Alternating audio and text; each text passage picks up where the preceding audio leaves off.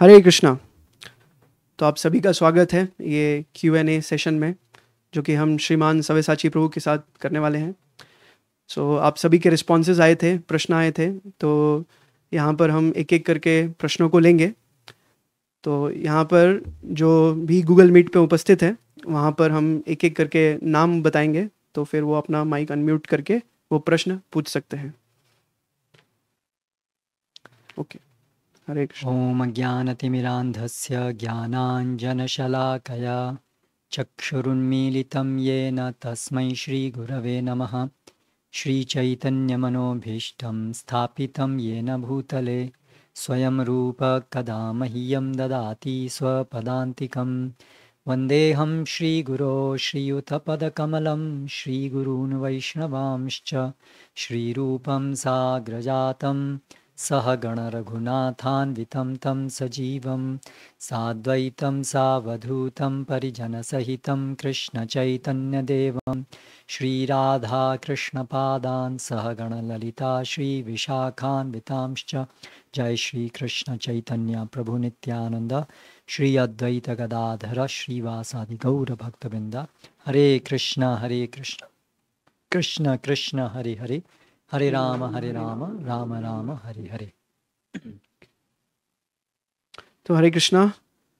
एक एक करके हम प्रश्न लेंगे। तो गूगल मीट पे जो उपस्थित हैं, उसमें सबसे पहले मैं चाहूँगा लक्ष्य वो अपना प्रश्न पूछे। जी प्रभु जी, मेरा क्वेश्चन ये था कि जैसे भक्ति करते समय बहुत उतार चढ़ाव आते हैं, तो एक कांस्टेंट किस तरीके से बनाया जा सकता है? जो भक्ति के दौरान जो मूड होता है, माला करते हैं जब अच्छा लगता है, फिर उसके बाद में वो डाउन चला जाता है। तो श्रील रूप गोस्वामी बताते हैं उपदेशामृत के अंदर, स्यात् कृष्ण नाम चरितादि सिताप्य विद्या पित्तोपतप्त रसनस्य नरोचिकानु किंतु आदरात् अनुदिनं खलु सैव जुष्टा स्वादी भवति क्रमात् तद्गदमूल हंत्री। इसका अर्थ ये है कि जिस प्रकार जॉन्डिस जिसको होती है उसको स्वादिष्ट चीज़ मीठी नहीं लगती है, किंतु जो मिश्री है, जो स्वभाव से मीठी है, जो उस व्यक्ति को मीठी नहीं लगेगी, लेकिन यदि वो नियमित रूप से उस मिश्री का सेवन करेगा तो उसकी बीमारी जड़ से ख़त्म होगी, जॉन्डिस। और जैसे जैसे वो जड़ से ख़त्म होगी वैसे वैसे उसको मिश्री का स्वाद आने लगेगा। तो उसी प्रकार से जो भगवान कृष्ण का नाम है, हमारा उसमें मन नहीं लगता है, हमें भगवान की सेवा करने की उतनी इच्छा नहीं है, हमें भगवान के प्रति उतना आकर्षण नहीं है, ये सब स्वाभाविक है बद्ध अवस्था के लिए। हम बीमार हैं वो ये दिखा रहा है, ये बीमारी के लक्षण हैं, इसलिए हमें उससे घबराना नहीं चाहिए। हमारा लक्ष्य है कि हम अपने स्वाद को कैसे बढ़ाएं, भगवान की सेवा के स्वाद को कैसे बढ़ाएं। उसके अंदर निहित है भगवान के नाम को श्रवण करना, कीर्तन करने के प्रति रुचि।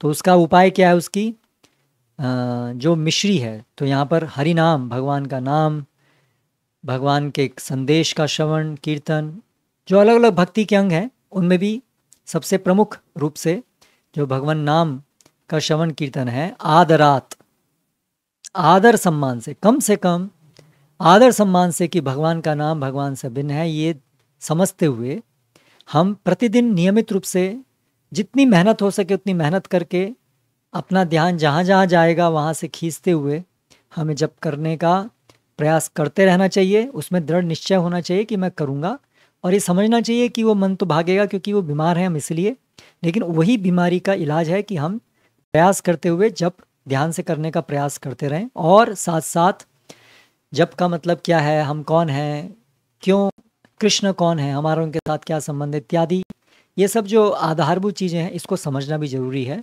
सही समझ से, जिसकी वजह से हम अपराध रहित होकर के या कम से कम नामाभास के स्तर पे जप कर सकें। तो उसके लिए ज़रूरी है चीज़ों को समझना। तो भगवद गीता पढ़िए नियमित रूप से ध्यानपूर्वक जप करने का प्रयास कीजिए, और फ्रस्ट्रेट मत होइए कि अगर आपको तुरंत से ध्यान वहाँ नहीं लग रहा है, कम से कम अभी हमें धीरे धीरे इसका महत्व तो समझ में आना शुरू हुआ है, तो एक एक करके धीरे धीरे अगर आप उसको विधि को पालन करते रहेंगे, सबके साथ ऐसा होता है, केवल आप अकेले नहीं हैं। सब ने जब आरंभ किया तब उनकी भगवान नाम में, भगवान की सेवा में बहुत कम रुचि थी, लेकिन जो लोग दृढ़ता से लगे रहे, समझ करके जिन्होंने सही प्रकार से किया, आज उनकी स्थिति बहुत अलग है। तो ऐसी आपकी स्थिति भी होगी और सबकी स्थिति ऐसी होगी। विश्वास रखिए प्रोसेस के ऊपर, क्योंकि ये शास्त्र में दिया हुआ है, आचार्य के द्वारा बताया गया है, जो खुद इसको पूरी तरह से चख रहे हैं, सिद्ध हैं जो। तो उनकी जो बताई विधि है उसमें श्रद्धा रख करके दृढ़ संकल्प के साथ उस विधि को करते जाइए। हरे कृष्ण। अमोल, आप अपना प्रश्न पूछ सकते हैं माइक अनम्यूट करके। हरे कृष्ण प्रभु। हरे कृष्ण।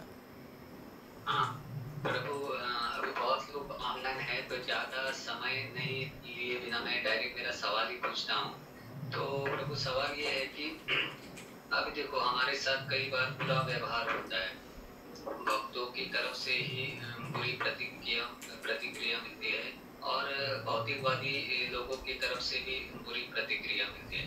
तो अभी हम इस्कॉन से जुड़े हैं तो इतना तो हमने प्रयास करके अवस्था हासिल की है कि मतलब उनके साथ रिटर्न में बुरा व्यवहार ना करें।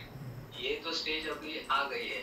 फिर भी क्या होता है प्रभु कि कुछ ग्रजेस रहते हैं, कुछ द्वेष रहते हैं उनके बारे में, वो मन में रहते हैं और वो विनम्रता की भावना जो कि बहुत ही महत्वपूर्ण है एक भक्त के लिए, वो नहीं आ पाती। तो वो विनम्रता की भावना आने के लिए क्या करें, या फिर वो उनके प्रति जो ग्रजेस है वो पूरी तरह से नष्ट हो जाए, इसके लिए हम क्या कर सकते हैं? तो ये तथ्य के ऊपर विचार कीजिए कि अगर कोई व्यक्ति आपके प्रति कुछ ईर्ष्या, द्वेष या अपने अन्य अनर्थों के कारण कुछ आपका अहित कर रहा है या उसने किया है, अंततः आपका साथ जो भी कुछ हुआ है या हो रहा है वो तो हमारे कर्मों के फल, या तो कुछ, अगर हम बहुत गंभीर हैं भक्ति में, तो कुछ भगवान की हमारे शुद्धिकरण के लिए कुछ योजना है। वो व्यक्ति जो भी द्वेष कर रहा है हमारे साथ किसी भी कारण से, जो हमारा वो अहित कर रहा है, अपनी कम समझदारी की वजह से हो सकता है, ईर्ष्या द्वेष इत्यादि की वजह से हो सकता है, तो वो ठीक है, वो अपनी इच्छा शक्ति का दुरुपयोग भी उसमें कर रहा है और उसकी वजह से उसका दुष्परिणाम उसको मिलेगा। लेकिन हमारे परिप्रेक्ष्य से हमें सोचना चाहिए कि अंततः वो जो भी हमें कष्ट पहुंचा पा रहा है वो तो हमें तभी पहुंचा पा रहा है जब भगवान उसको सैंक्शन कर रहे हैं। अन्यथा वो व्यक्ति की, किसी भी व्यक्ति की क्षमता नहीं है कि भगवान के सैंक्शन के बिना कोई हमें कष्ट पहुंचा पाए। तो भगवान की सैंक्शन मतलब हमारे कर्मफल या तो कुछ भगवान की हमें हमारे लिए योजना। तो इसलिए हमें उन लोगों के प्रति द्वेष करने की क्या जरूरत है, क्योंकि वो तो माध्यम बन रहे हैं। हम तो अल्टीमेटली वही ग्रहण कर रहे हैं जो हमारे भाग्य के अनुसार है और या तो भगवान की इच्छा के अनुसार है। ठीक है, तो इसलिए हमें उस व्यक्ति से द्वेष क्यों, वो तो निमित्त बन रहा है। हाँ, इसका अर्थ ये नहीं है कि अगर हम अपने परिप्रेक्ष्य में देखें तो हम सोचें कि हम किसी को बुरा कर रहे हैं किसी का, तो हम कहें ठीक है, मैं अगर किसी से बुरा कर रहा हूँ तो मैं बुरा तभी कर पाऊंगा जब उसके साथ ऐसा बुरा होना होगा, तो इसलिए मैं अपराधी नहीं हूँ। नहीं, ऐसा नहीं है। अपराध जो करने वाला है वो तो अपराधी होगा ही, लेकिन जो व्यक्ति रिसीविंग एंड पे है ना, वो उसको भी वो मिलना है। वो मात्र निमित्त ये बन रहा है, ये नहीं होगा तो कोई दूसरा निमित्त बनेगा। तो इसलिए हमें किसी एक व्यक्ति विशेष से द्वेष करने का कोई आधार ही नहीं है। तो इस प्रकार से हम चिंतन करें। हमें चिंतन ये होना चाहिए कि हमसे कोई गलत नहीं हो जाए। कोई हमारे साथ गलत भी कर रहा है तो उसकी प्रतिक्रिया में अगर हमसे कुछ गलत हुआ, प्रतिक्रिया गलत हो गई, तो फिर उसका और दुष्परिणाम हमें भविष्य में भुगतना पड़ेगा। वो हमारी चिंता का विषय होना चाहिए कि हम कितनी भी प्रोवोकेटिंग सिचुएशन हो उसमें हमें जो करणीय है, हमें जो करना चाहिए वही हम करें कृष्ण भावनामृत के अंतर्गत। ये चिंता हमें होनी चाहिए। बाकी कोई हमारा जो भी बुरा कर रहा है, बुरा करेगा, वो हमारे कर्मफल के अनुसार है, और वो नहीं करेगा तो संसार में दुख वैसे भी आने हैं किसी न किसी तरह से। इसलिए दुख तो आने ही हैं, ये माध्यम बने वो माध्यम बने, परिस्थितियाँ माध्यम बने, कुछ भी माध्यम बने, ये लेके चलना चाहिए। ये संसार में इस प्रकार से दुख आते रहेंगे और उसके कारण अंततः हम ही हैं। इसलिए किसी व्यक्ति या परिस्थिति को दोष देने से कोई लाभ नहीं है। उसमें कुछ हमारे लिए सीखने के लिए वो हम सीख लें और उसमें प्रतिक्रिया में हम दोबारा और गलती ना करें, जिससे कि हम और अधिक कर्म बंधन में ना फंसें। इस प्रकार का अगर हमारी समझ होगी और फिर उसको क्रियान्वित करने में प्रयास करना पड़ेगा। एकदम से कठिन भी है, लेकिन विचार करते रहेंगे, चिंतन करते रहेंगे, तो उसी प्रकार से हम अपनी शुद्ध अवस्था को समझेंगे कि हम तो इसी के लिए ही हैं, हम कि हम कष्ट में मिले, हमने ऐसे ही कार्य किए हैं, हम भगवान को भूले हैं। तो इस प्रकार से हम विनम्र रह सकते हैं कि कोई भी व्यक्ति अंततः जिम्मेदार नहीं, जिम्मेदार तो हम ही हैं, जो भी हमारे कष्ट हम भुगतते हैं। हरे कृष्ण। हरे कृष्ण, धन्यवाद। हरे कृष्ण। ओके, सो कुछ प्रश्न मैं पढ़ूंगा जो अभी अवेलेबल नहीं है उनके लिए। तो कार्तिक का प्रश्न है कि कलयुग में हिरण्यकशिपु कैसे बने और हिरण्यकशिपु बनने के लिए क्या करना पड़ेगा? कुछ यज्ञ करना पड़ेगा, कुछ कवच धारण करना पड़ेगा, या भौतिक रूप से संपन्न बनने के लिए मुझे सब कुछ बताइए, क्या करना होगा? और जो कुंडली में दोष है उनको कैसे हम बदल सकते हैं? क्या उसके लिए कुछ विधि है? और हम अच्छा जीवन व्यापन कैसे कर सकते हैं? सरल शब्दों में कहें कि एकदम से आगे कैसे बढ़े हम? तो हिरण्यकशिपु शास्त्रों में, जो भागवतम में जो उनका वृत्तांत है, उसका शिक्षा ये है कि हिरण्यकशिपु बनने की कोशिश मत कीजिए, क्योंकि हिरण्यकशिपु ने जो उसने चाहा वो वरदान भी प्राप्त कर लिया, वो बहुत शक्तिशाली हो गया, बहुत ही जगत में बहुत उन्नत हो गया, लेकिन अंततः क्या हुआ? मृत्यु हुई और वो हमेशा चिंताग्रस्त रहा। तो प्रहलाद महाराज बताते हैं, बालस्य नेह पितरौ शरणम नृसिंहो नार्थस्य चागदम उदन्वति मज्जतो नौ तप्तस्य तत्प्रतिविधिर इहांज चेष्टस तनुभृताम तदुपेक्षितानाम। कि भगवान जो भी आपके द्वारा उपेक्षित हैं, वो जो भी प्रयास करते हैं इस भौतिक जगत में सुखी रहने का, वो हमेशा विफल होंगे। तो इसलिए हिरण्यकशिपु बनकर हम कभी सुखी नहीं हो सकते हैं। तो हाँ, हमें इस भौतिक जगत में, आपने कहा भौतिक प्रगति हम कैसे करें, तो भौतिक प्रगति पुण्य कर्म से होती है। हिरण्यकशिपु बन के जो भौतिक प्रगति होती है वो वास्तव में भौतिक प्रगति नहीं है, वो तो केवल एक कुछ समय का छल है, जिसमें हमेशा व्यक्ति परेशान रहता है और उसका अंतिम उससे और आगे दुख निर्मित करता है। तो भौतिक सुख के लिए जो शास्त्रों में प्रशस्त मार्ग है वो है पुण्य कर्म, जिसके अंतर्गत केंद्रीय भाग है भगवान विष्णु है, भगवान है, उसमें श्रद्धा होना। लेकिन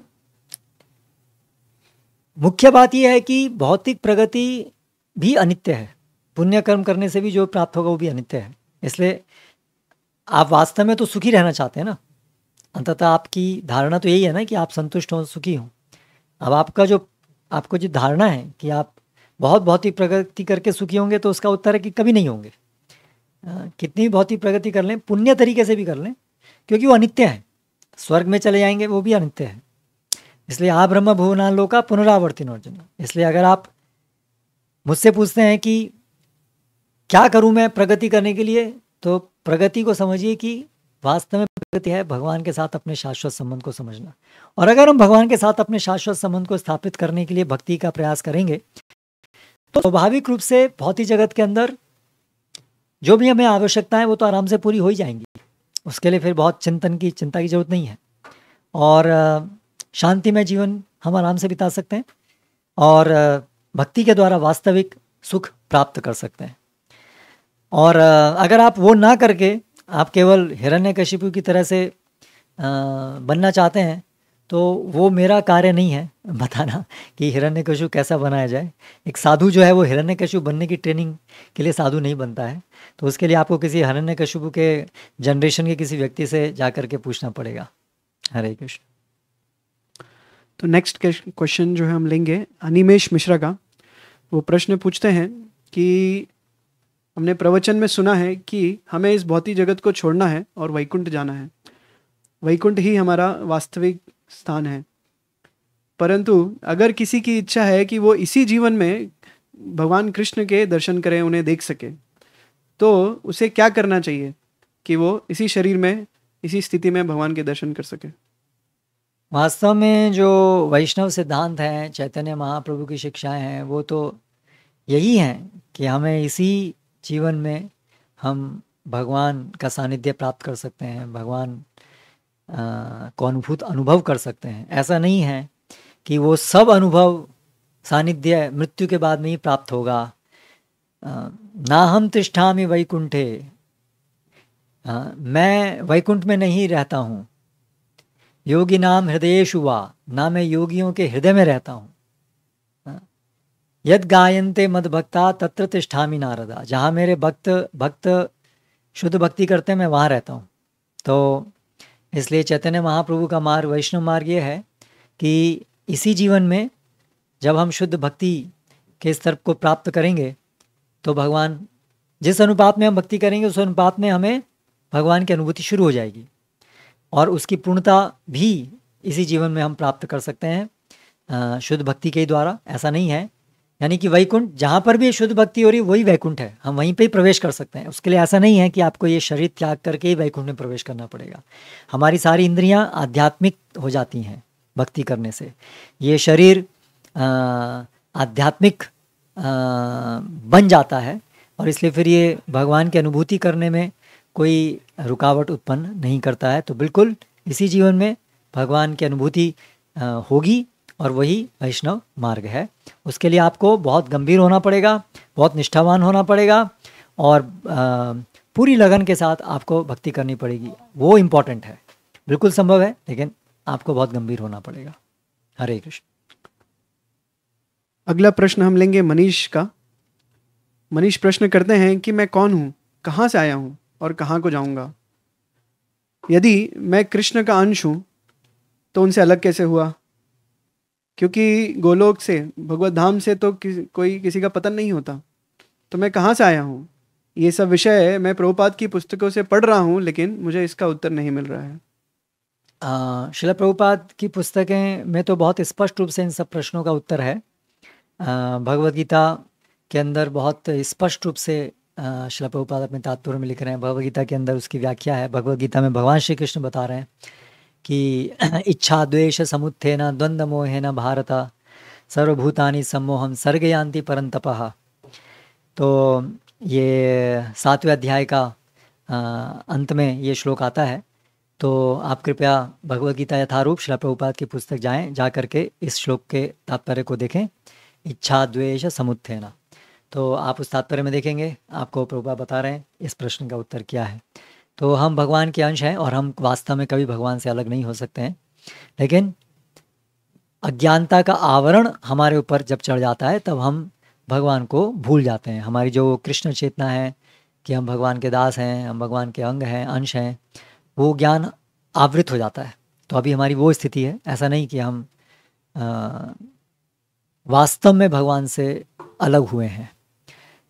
इसीलिए और जो कि वैकुंठ से हम कभी नहीं आते हैं, तो ऐसा नहीं है।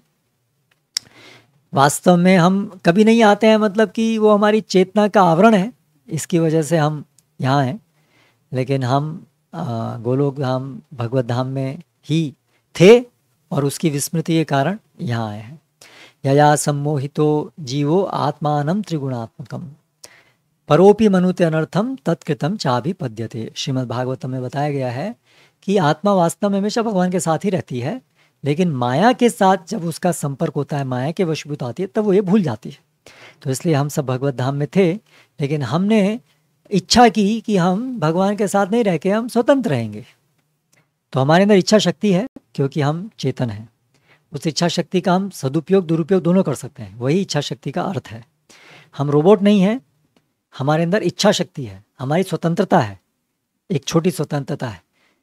और भगवान कभी उसका अतिक्रमण नहीं करते हैं, क्योंकि उसके बिना भगवान के साथ हमारा संबंध संभव नहीं है, प्रेम संबंध नहीं है, संभव नहीं है। तो उस इच्छा शक्ति का हम सब ने दुरुपयोग किया है। हमने ये इच्छा की है कि भगवान आपकी सेवा से भी बढ़कर हम स्वतंत्र होकर के रहना चाहते हैं, हम वो अनुभव करना चाहते हैं। इसकी वजह से इस भौतिक जगत का निर्माण हुआ, इसकी वजह से हम यहाँ पर हैं। और इसीलिए लेकिन संबंध कभी टूटा नहीं है और केवल उसको रिवाइव करना है। और उसके लिए विधि है कि हम जो भक्ति प्रोसेस है उसके अंदर संलग्न करेंगे अपने को, तो हम धीरे धीरे जो हमारी सुसुप्त चेतना है उसको हम पुनर्जागृत कर पाएंगे और फिर हम पाएंगे कि हम पुनः भगवान के सानिध्य में हैं। हरे कृष्ण। अगला जो प्रश्न है हम लेंगे अविनाश का। अविनाश पूछते हैं कि भगवान श्री कृष्ण हमसे इतना प्रेम करते हैं, तो यदि एक बार जीव ने उनकी शरणागति स्वीकार की और प्रार्थना की, तो भगवान उसे ऐसी बुद्धि क्यों नहीं दे देते कि वे फिर से इस जगत में आसक्त न हो? कृपया इस रहस्य को स्पष्ट कीजिए। तो भगवान तो बुद्धि दे रहे हैं, हमेशा दे रहे हैं। भगवद गीता में कह रहे हैं भगवान तो हमें विवश नहीं कर रहे हैं कुकर्म करने के लिए, लेकिन हम वो बुद्धि प्राप्त करके भी दोबारा गलती करते हैं, क्योंकि हमारी स्वतंत्र इच्छा शक्ति का दुरुपयोग अभी भी हम कर रहे हैं, तुरंत उसको नहीं छोड़ते हैं। जैसे किसी आदमी के पास के आदमी को अगर डंडा पड़ता है, सज़ा मिलती है, तो उस समय हृदय से वो आदमी स्वीकार करता है, हाँ हाँ मैं आगे नहीं करूँगा। लेकिन क्योंकि अभी उसका शुद्धि नहीं हुआ है, तो थोड़े समय बाद में उसको लगता है अरे क्या हो गया। जो सामने सुख उसको दिखता है, उसको लगता है हाँ डंडा खाया ठीक है, लेकिन ये जो सुख है वो मैं छोड़ नहीं सकता, मैं तो उसको दोबारा से अनुभव करूँगा। तो उसी प्रकार से हम शरणागत एक बार होते हैं, हम एक बार बोलते हैं कि हम शरणागत हैं, लेकिन वो वास्तव में पूरी तरह से हमारी अभी शरणागति नहीं होती है। हम पूरी तरह से अपनी स्वतंत्र इच्छा शक्ति का दुरुपयोग नहीं छोड़ते हैं। इसलिए शरणागति की जो पूरी प्रक्रिया है वो एक अनुशीलन का मार्ग है। उसको धीरे धीरे कल्टीवेट किया जाता है, अनुशीलन किया जाता है उसका। वो एक क्षण के अंदर सामान्यता नहीं होती, थ्योरेटिकली हो सकती है लेकिन सामान्यता नहीं होती है। तो इसीलिए उसके लिए हमें नियमित रूप से भक्तों के संग में भक्ति क्रिया करके हर क्षण में शरणागति के प्रोसेस को अप्लाई करके धीरे धीरे हम अपनी स्वतंत्र इच्छा शक्ति का दुरुपयोग छोड़ते हैं। तो कमी हमारी तरफ से है। हम एक बार शरणागत हुए हैं इसका मतलब नहीं हम पूरी तरह शरणागत हो गए हैं। हम अभी भी बोलने के लिए शरणागत हुए हैं, पूरी तरह शरणागत नहीं हुए हैं। इच्छा शक्ति का दुरुपयोग अभी भी करते हैं, इसलिए पूर्ण शरणागत नहीं होते हैं, इसलिए समय लगता है। हरे कृष्ण। अगला जो प्रश्न है वो आयुष का है कि यदि विवाह में सब कुछ पहले से निर्धारित है, तो ऐसा क्यों होता है कि जो कोई धनवान व्यक्ति है उसे धनवान पत्नी मिलती है और जो मिडिल क्लास लोग हैं उन्हें इस प्रकार से कोई पत्नी नहीं मिलती है जो धनवान है? क्यों लोग जो है ये कास्ट, जॉब कैसी है, उनका स्टेटस क्या है, ये सब विवाह से पहले देखते हैं? तो दो अलग अलग प्रश्न हैं या संबंधित हैं, लेकिन दो भाग हैं उसके। पहला है कि विवाह पहले से निर्धारित है तो फिर ऐसा क्यों देखने को मिलता है अमीरों को अमीर पत्नी मिलती हैं, अमीर घर की पत्नियां मिलती हैं। एक तो बात यह है कि सब कुछ इस प्रकार से पूर्व निर्धारित नहीं होता है। अगर सब कुछ इस प्रकार से पूर्व निर्धारित है तो फिर शास्त्रों के जो सब वचन हैं कि आप ये कीजिए, आप ये मत कीजिए, विवाह के अंदर ये सावधान रखिए, ये मत रखिए, उसका कोई अर्थ ही नहीं रह जाएगा। अगर सब चीज़ पूर्व निर्धारित है तो हमारे हाथ में कुछ है ही नहीं, तो फिर शास्त्र उपदेश किसको दे रहे हैं? तो ऐसा नहीं है। तो कई चीज़ें पूरी सर्कमस्टांसेस या ऐसी चीज़ें हैं जो प्रभावित होती हैं हमारे पूर्व कर्म फल से, दैववश हमें मिलती हैं, लेकिन उसके अंदर हमारी स्वतंत्रता भी रहती है कि हम इस परिस्थिति में कैसे रिएक्ट करें, क्या प्रतिक्रिया करें। तो दोनों चीज़ हैं, कुछ चीज़ें निर्धारित भी हैं और कुछ चीज़ें हमारे वर्तमान हाथ में है। तो जो पूर्व निर्धारण है वो भी हमारे कर्मफल की वजह से है, वो पूर्व जन्म में किए गए कर्म, और इस जीवन में किए गए कर्म वो भी उस पर्टिकुलर परिस्थिति में हमारे हाथ में है। तो दोनों चीज़ के मिश्रण से कार्य होता है। तो अमीर लोग तो उनके भाग्य के अंदर एक प्रकार का सुख है, एक प्रकार की व्यवस्थाएं हैं। तो सामान्यतः इस प्रकार से उनके अंदर पूर्व कर्म के फल से किस प्रकार के खानदान में विवाह होगा, किस प्रकार का सुख उनको मिलना है, वो उनके पूर्व कर्म फल से है। और फिर उसके अंदर उनकी चॉइस भी है कि यहाँ विवाह करें कि ना करें, कुछ हद तक उनकी चॉइस है उसके अंदर। शास्त्र का निर्देश है कि पत्नी को ऐसे होना चाहिए, ऐसी पत्नी चुने या ऐसा पति चुने, तो उसके अंदर भी वेरिएशन है। वो दोनों चीज़ हमेशा काम कर रही हैं। दूसरी बात है कि कास्ट और पैसा, जॉब इत्यादि क्यों देखा जाता है। तो जॉब इत्यादि क्यों देखा जाता है वर्तमान समय में? तो इसलिए देखा जाता है क्योंकि सब लोग चाहते हैं कि पैसा ही सबका भगवान है और विवाह का भी केंद्र पैसा रह गया है। तो इसलिए आजकल लोग जॉब, विशेष रूप से जॉब और पैसा ऐसे देखते हैं, क्योंकि उनकी जो पूरी परिकल्पना है विवाह की वो ये रह गई है कि विवाह भी एक केवल भौतिक दृष्टि से भोग करने का ही एक तरीका है और पैसा उसके लिए एक महत्वपूर्ण साधन है। इसलिए हर चीज़ के सेंट्रल पॉइंट जो है हर चीज़ का वो पैसा हो गया है। एजुकेशन, रिलेशंस, मैरिज इत्यादि सबका। तो भौतिकतावाद का बढ़ना ये कारण है कि आज सब लोग देखते हैं कि पैसा कौन कितना कमा रहा है इत्यादि। और इसके अलावा जो वैदिक संस्कृति के अंतर्गत जो चीज़ देखनी चाहिए तो उसमें अनेक चीज़ें हैं। मुख्य रूप से ज्योतिष के द्वारा जो भी होने वाले पति पत्नी हैं उनके स्वभाव को मैच किया जाता है, क्योंकि पति पत्नी के रूप में साथ में उनको रहना है और धार्मिक कृत्य करने हैं। तो उसके लिए उनके स्वभाव भी एक दूसरे के अनुरूप होंगे तो वो आसानी से साथ रह करके उन धार्मिक कृत्यों को कर पाएंगे। तो इसलिए सूक्ष्म स्वभावों का जो मैचिंग है वो ज्योतिष के द्वारा होता है। और इसके साथ साथ जो लौकिक बहुत सारी चीज़ें हैं देखने की होती हैं, वो सब इसलिए जिससे कि वो मैचिंग प्रॉपर हो। और क्योंकि हम भौतिक धरातल पर हैं, ये मैरिज जो है इस भौतिक जगत के अंदर एक भौतिक हम कंडीशन है, बद्ध है, इसलिए है। तो उसको मिलन कराने के लिए ये सब चीज़ें देखी जाती हैं।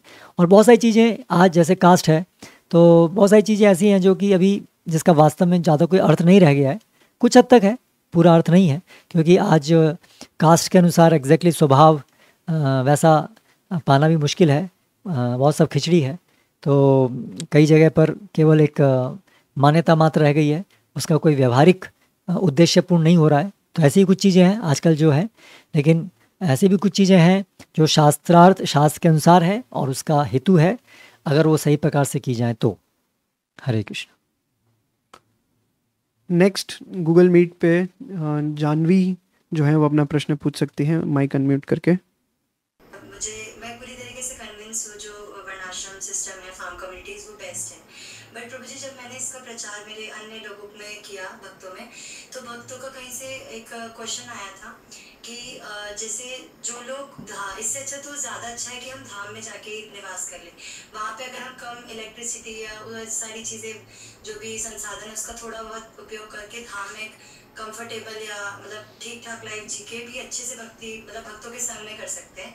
और दूसरा क्वेश्चन इसमें यह है कि वो माता जी ने पर्टिकुलर ये पूछे थे कि फार्म कम्युनिटीज़ में जनरली तो प्रभुपाद के सारे शिष्य नहीं आएंगे, यानी अगर कोई दूसरे अन्य महाराज से एस्पायरिंग है या उनके कोई और गुरुदेव है तो धाम में, जैसे मायापुर धाम है, वृंदावन धाम में तो ऑलमोस्ट हर सन्यासी आते हैं, पर फार्म कम्युनिटी में सारे सन्यासी तो नहीं आते, तो उनको अपने गुरु महाराज का संग कैसे प्राप्त होगा? तो प्रभु जी ये प्रश्न था। हरे कृष्णा।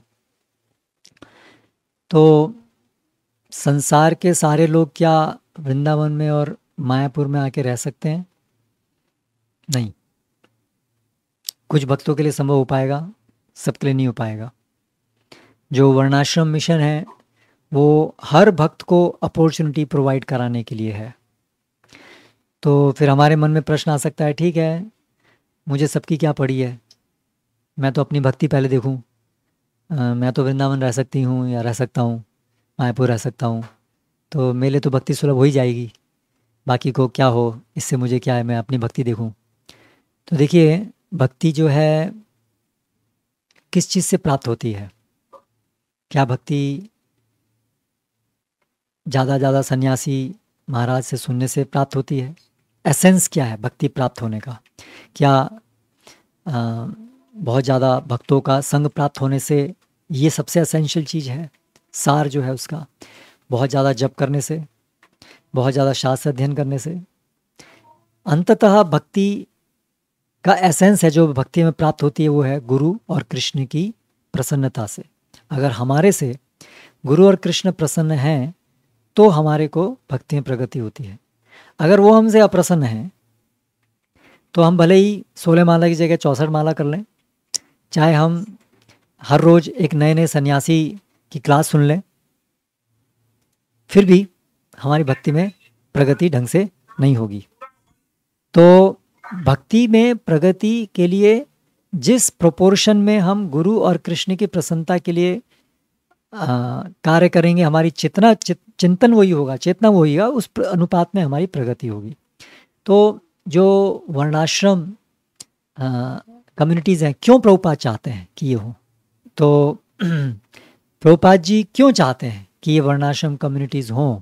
अगर ऐसा होता कि धाम में रह कर के अच्छा है, तो आप ये सोचिए कि प्रभुपाद जो संस्थापक आचार्य हैं, हम सबके परम गुरु हैं, वो क्यों फिर इतना जोर दिए हैं कि वर्णाश्रम कम्युनिटीज़ हों? वो क्यों नहीं कहे कि वर्णाश्रम कम्युनिटी की जरूरत नहीं है, धाम बनाओ, बस धाम में वृंदावन में रहो? क्यों? इसका डायरेक्ट उत्तर तो ये है। पहला विचार तो ये करना चाहिए, अगर ये इतना ऐसा ही है तो प्रभुपाद क्यों चाहें? प्रभुपाद नहीं जानते हैं? प्रभुपाद हम प्रभुपाद से ज़्यादा अच्छा जानते हैं कि हमारी भक्ति कैसे अच्छी होगी, है ना? तो इमीडिएट तो हमें ये विचार आना चाहिए कि क्यों फिर प्रभुपाद चाहें। ठीक है, प्रभुपाद चाहे तो हैं तो इसका मतलब कुछ तो कारण होगा, तो सोचना चाहिए वो। तो फिर जब हम आगे सोचेंगे तो हमें समझना चाहिए कि क्यों प्रभुपाद चाहते हैं। तो प्रभुपाद इसलिए चाहते हैं क्योंकि अंततः भक्ति के लिए हमें सादा जीवन महत्वपूर्ण है। भक्त संग आज हमें हर समय मायापुर भागना पड़ता है, क्योंकि हमारा जो जीवन है वो इतना आसुरिक है, हमें समय नहीं है भक्ति करने के लिए, इसलिए हम बिल्कुल इमरजेंसी मोड में रहते हैं। और हमें मुश्किल से कुछ समय मिल जाए और वृंदावन जाकर के हमें एक डोज मिल जाए, मायापुर जाकर के एक डोज मिल जाए, जिसमें कि हम एकदम से जो हमारे पूरे साल की जो भक्ति के लिए हम प्यासे तड़प रहे थे, वो हमें कुछ 2 दिन 3 दिन 4 दिन धाम में जाकर के हम कम से कम जीवित रहने के लिए हमें कुछ भक्ति की डोज मिल जाए, कुछ बूंद मिल जाए।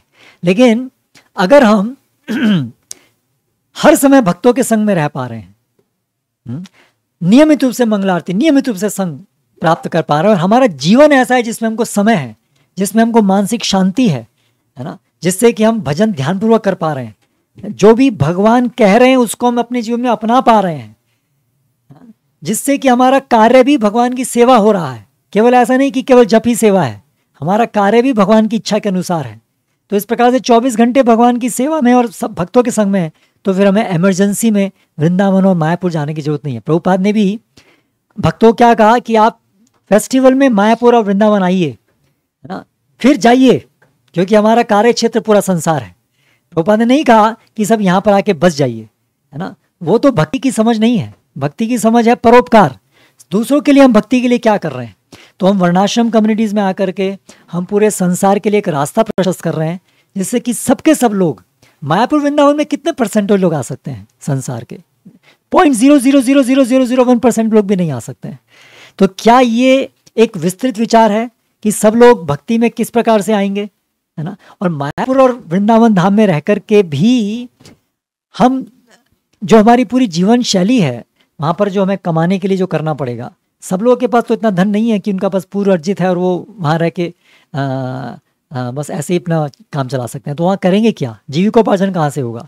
फिर हमारे वहाँ पर जो बच्चे हैं उनके लिए एक ऐसी व्यवस्था जिसमें वो अपना पूरा जीवन देख पाएँ कि कुछ कहाँ से सबको, पूरा संसार जो है वो मायापुर वृंदावन में रहेगा, तो संसार सब लोग की वृत्ति क्या रहेगी, सब अपने शरीर के लिए क्या करेंगे। तो ये जो सुझाव है कि हम इससे अच्छा तो मायापुर और वृंदावन में लें, वो बहुत संकुचित विचार है। वो केवल हम अपने ही लिए सोच रहे हैं केवल, और अपने लिए भी ढंग से नहीं सोच रहे हैं। तो नहीं तो सबसे कम से कम ये देख सकते हैं कि प्रभुपाद नहीं तो ऐसा नहीं बोलते। बाकी और इसके लिए आपको धीरे धीरे वर्णाश्रम के विषय में और सुनना होगा, तब आपका ये कंसेप्ट जो है वो क्लियर होगा। हरे कृष्ण। नेक्स्ट देव जो है अपना माइक अनम्यूट करके अपना प्रश्न पूछ सकते हैं। हरे कृष्ण, दंडवत प्रणाम। तो मेरा प्रश्न है कि जो टेंपल के डिवोटीज हैं उनको वीगन रहना चाहिए कि नहीं? क्योंकि जो मोस्टली डेयरी प्रोडक्ट्स है या मिल्क है, जो डेयरी से आता है वो सिटीज की डेयरी, तो वो ज़्यादातर स्लॉटर हाउस से लिंक है। तो इस चीज़ को कैसे समझे प्रभु? तो ये एक धर्म संकट है कि शहर में हम जहाँ हैं वहाँ बहुत प्रकार के पाप कार्यों में हम ना चाहते हुए भी संलग्न होना पड़ता है, क्योंकि पूरी व्यवस्था ही पापजनक है। उसमें से दूध तो एक भाग है। हमारे जो जॉब हैं, जो हम जॉब कर रहे हैं, वो जॉब के अंदर ही बहुत सारे पाप निमित्त हैं। ज़्यादातर बहुत सारी इंडस्ट्रीज जो हैं डायरेक्टली इनडायरेक्टली काउ स्लॉटर से एसोसिएटेड हैं। हमारा जो पूरा ट्रांसपोर्टेशन सिस्टम है, ऑटोमोबाइल और पेट्रोलियम, उसके अंदर हम बहुत सारे पाप कर रहे हैं। बहुत सारे पेड़ों को काटा जा रहा है, बहुत सारे प्राकृतिक संशोधनों का दोहन कर रहे हैं, वो सब भी पाप हैं। आवश्यकता से अधिक जो भी कर रहे हैं पाप हैं। ग्रोस लेवल पे बहुत बहुत गहरे गहरे पाप हैं। तो केवल वीगन होने की बात नहीं है, पूरा जीवन शैली में ऐसी बहुत सारी चीज़ें हैं शहरों में रह करके जिसमें कि हम पाप कर रहे हैं, और उसमें से ये एक भाग है। और जो महत्वपूर्ण है, बड़ा है, ये है कि दूध जो भी आ रहा है तो वो काउ स्लॉटर हाउस में गाय जा रही हैं, डेयरीज, ये बात बिल्कुल सत्य है। तो वास्तव में वो पाप के भागी भी हम बन रहे हैं। तो सबसे पहले तो हमारा जो शहर का जो जीवन है, हमें ये चिंतन करना चाहिए कि कैसे ना कैसे, किस तरह से जल्दी हम इस जो पूरा कृत्रिम और पूरा आसुरी वातावरण है उससे निकल करके हम अगर ऐसे वातावरण में रह पाएँ जहाँ पर कि ये पाप कर्म का हमें भागी नहीं बनना पड़े, तो वो सर्वश्रेष्ठ है। और उसके लिए शिला प्रभुपाद ने ये वर्णाश्रम कम्युनिटीज़ का मार्ग प्रशस्त किया है। ठीक है, कठिन है इन द सेंस कि ये सामूहिक कार्य है और संसार बड़ी दूसरी दिशा में जा रहा है, तो मुश्किल लग सकता है, लेकिन अंतिम बेस्ट सॉल्यूशन तो यही है। लेकिन कई भक्तों के लिए तुरंत पॉसिबल नहीं होगा, कुछ के लिए कभी भी पॉसिबल नहीं होगा इस जीवन में, ऐसा भी है। तो उस परिस्थिति में फिर बेस्ट पॉसिबल जो भी आप कीजिए, उसमें कोई एक निर्देश नहीं है, क्योंकि हजारों चीज़ें ऐसी हैं, आप रह ही नहीं सकते हैं बिना पाप के। लेकिन जितना कम हो सके उतना कर्म करने का प्रयास कीजिए। जहाँ तक वीगन होने की बात है तो दूध और ये सब की शरीर के लिए भी आवश्यकता है, महत्वपूर्ण। बच्चों के लिए विशेष रूप से बहुत आवश्यकता है ग्रोइंग एज के अंदर। तो अगर आप कहीं से अरेंज कर सकें जहाँ पर कहीं से अहिंसा दूध आपको मिल सके, आप पैसा खर्च कर सकें, तो best use of bad bargain होगा। और अगर नहीं कर सकते हैं तो फिर इंडिविजुअल को अपना चूज़ करना पड़ेगा कि हेल्थ एस्पेक्ट्स हैं, शरीर भी टिकाना है। तो हो सकता है एकदम से संभव नहीं हो कि इस पाप से आप एकदम से निकल पाएँ। प्रयास कीजिए जितना हो सके निकलने का, ट्राई कीजिए, लेकिन बैलेंस करना पड़ेगा। ऐसा नहीं हो कि फिर शरीर बिल्कुल बालक है, बालक को दूध ही नहीं है, तो हो सकता है फिर उसका शरीर इस प्रकार से इतना दुबला पतला या इतना बीमारियों से वो हो जाए कि उसके लिए आगे बहुत सारी परेशानी उत्पन्न हो भक्ति में जीवन में भी। तो वो सब चीज़ को बैलेंस करके चलना पड़ेगा। और अंतिम सॉल्यूशन तो वही है, टेम्परेरी के लिए do the best what ever is possible you can do. यही मैं कह सकता हूँ। ये बड़ा धर्म संकट है, इसका कोई आसान उत्तर नहीं है। हरे कृष्ण। जी प्रभु, धन्यवाद प्रभु। हरे कृष्ण। हरे कृष्ण। नेक्स्ट कोमल जो है अपना माइक अनम्यूट कर सकते हैं और अपना प्रश्न पूछ सकते हैं। हरे कृष्ण प्रभु जी। मेरा प्रश्न है कि लाइक मैं पहले इंडिया में थी, अभी लास्ट ईयर में यूके मूव हुई हूँ। तो मेरा प्रश्न, मेरे पास लड्डू गोपाल है, मैं यहाँ पे स्टूडेंट हूँ, तो हाउस शेयरिंग में रहती हूँ। तो मेरा किचन शेयरिंग होता है, तो जैसे बोलते हैं कि मतलब जहाँ पे नॉनवेज बनता है वहाँ पे अगर भोग बनाते वो भगवान को नहीं लगा सकते। But I am in the situation कि अभी मेरे साथ जो है हाउस शेयरिंग में एक लड़की, वो नॉन वेज है, तो वो हर रोज मतलब सेम स्टोव पे हम पकाते और सब करते हैं। तो क्या वो मैं भगवान को भोग लगा सकती हूँ? मतलब मुझे क्या करना चाहिए?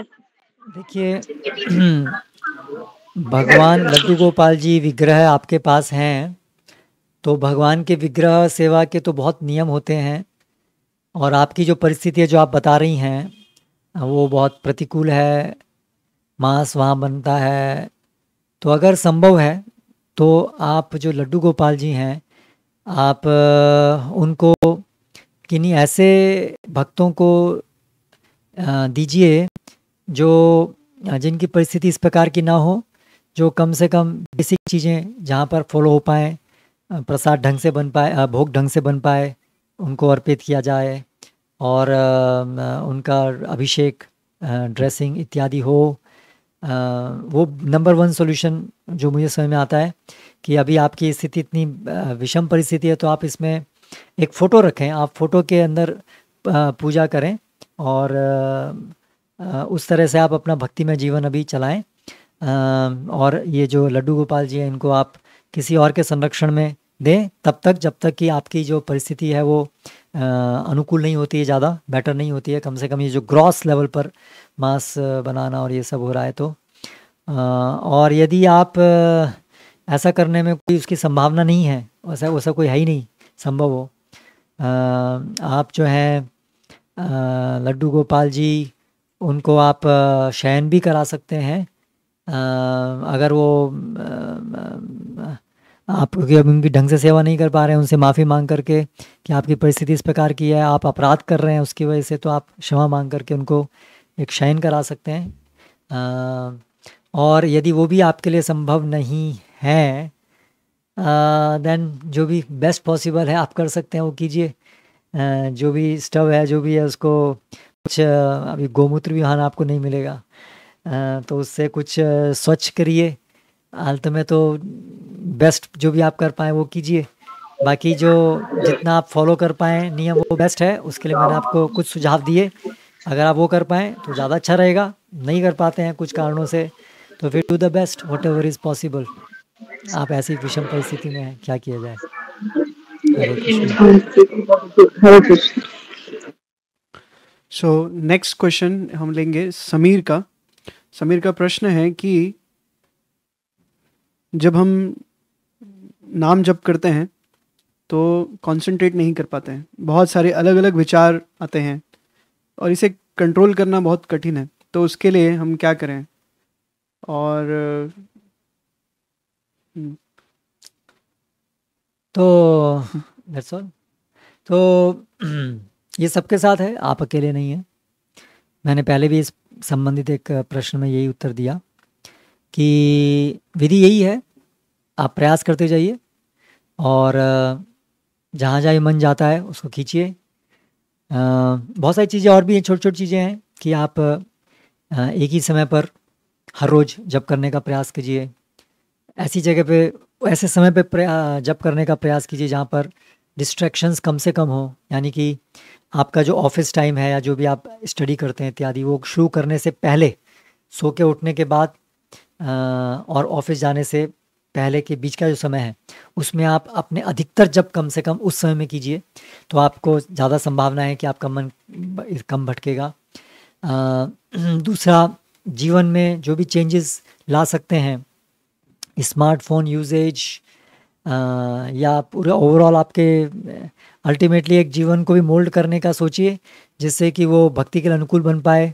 अगर हम बहुत ज़्यादा बड़ी बड़ी एस्पिरेशंस, पैसे के पीछे भागा दौड़ी, मटेरियलिस्टिक हमारा आउटलुक है, तो उसकी वजह से भी हम ध्यानपूर्वक जप नहीं कर पाएंगे। तो ऐसी फंडामेंटल चीज़ें भी करनी होंगी। तो प्रभुपाद की बुक्स पढ़िए, उसको अंगीकार कीजिए, उसके अनुसार अपने जीवन को मोल्ड कीजिए। हो सकता है आप पहले एक ही दिन में सब कुछ नहीं कर पाएँ, पर वो आपके पूरे जीवन का योजना होनी चाहिए कि आप अपने पूरे जीवन को प्रयास करेंगे यथासंभव मोल्ड करने का, जिससे वो भक्ति के लिए अनुकूल हो। जितना आपका जीवन भक्ति के लिए अनुकूल होगा, आपके जीवन की शैली भक्ति के लिए अनुकूल होगी, उतना ही आपको भक्ति करने में सहायता होगी, इंक्लूडिंग आपको जब भी ध्यान से आप कर पाएंगे। और समय तो लगता है, अनुकूल परिस्थिति होने पर भी हमारे मन के अंदर बहुत सारी जो आसक्तियाँ, उसकी वजह से मन डिस्टर्ब है। तो उसके लिए हरे कृष्ण महामंत्र का जप, भक्त संग, भक्ति क्रिया करने से धीरे धीरे मन शुद्ध होगा और वैसे वैसे भगवान के नाम में रुचि आएगी और वैसे वैसे हमारा कंसंट्रेशन बढ़ेगा। तो ये पूरी भक्ति की विधि इसीलिए है। इसके अंगों को समझिए और उसको विश्वास के साथ नियमित रूप से करते जाइए। मेहनत कीजिए, उसको मेहनत तो करनी पड़ेगी आपको। हरे कृष्ण। हरे कृष्णा। सो प्रश्न बहुत सारे हैं, लेकिन समय की भी सीमा है, तो हम यथासंभव प्रयास कर रहे हैं जितना हो सकता है उन प्रश्नों को ले सकें। तो अगर जिनके भी प्रश्न बाकी रह गए हैं, जिनके प्रश्न नहीं लिए हैं, सो जिन्होंने भी गूगल फॉर्म में सबमिट किया था अपने क्वेश्चंस को, उनको हम उनके व्हाट्सएप पर रिस्पॉन्ड देंगे। और अभी इस वक्त जो भी हमें यूट्यूब पर, इंस्टाग्राम पर सुन रहे हैं, और उन्होंने भी बहुत सारे क्वेश्चन हम देख रहे हैं कमेंट सेक्शन में भेजे हैं, तो हमें जो भी मॉडरेटर्स हैं, मैं उनका रिक्वेस्ट करूँगा कि गूगल फॉर्म की जो लिंक है वो इन कमेंट सेक्शन में वो शेयर करें, ताकि जो भी ये प्रश्न भेज रहे हैं वो हमें गूगल फॉर्म में भेजें, ताकि हमारे पास उनके कॉन्टैक्ट नंबर आ सके और उनको हम फिर व्हाट्सएप पर रिस्पॉन्ड करेंगे जिनके हम क्वेश्चन नहीं ले पाएंगे। And also next session will have, you can take few, 1 or 2, yeah.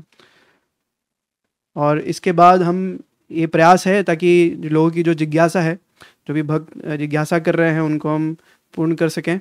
और इसी प्रकार से हम प्रयास करेंगे कि हर महीने एक इस प्रकार का सेशन करें। और इस सेशन की यदि आप जानकारी चाहते हैं तो हमारे व्हाट्सएप ग्रुप्स हैं और हमारे जो सोशल मीडिया हैंडल्स हैं, यूट्यूब चैनल है, वहाँ पर हम इसके बारे में जानकारी देंगे।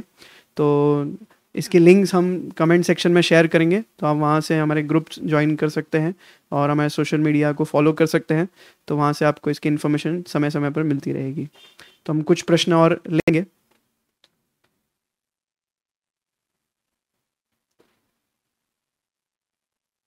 अगला प्रश्न है मुकुंद का, कि एक भक्त के तौर पे हम सरल जीवन जीना चाहते हैं और भगवान पर निर्भर रहना चाहते हैं, परंतु ये जो भौतिक जगत है ये बहुत कठिन है, जहाँ पर हम धन उपार्जन करना, जहाँ पर हम सत्यता का पालन करें और शांतिपूर्वक जी सकें।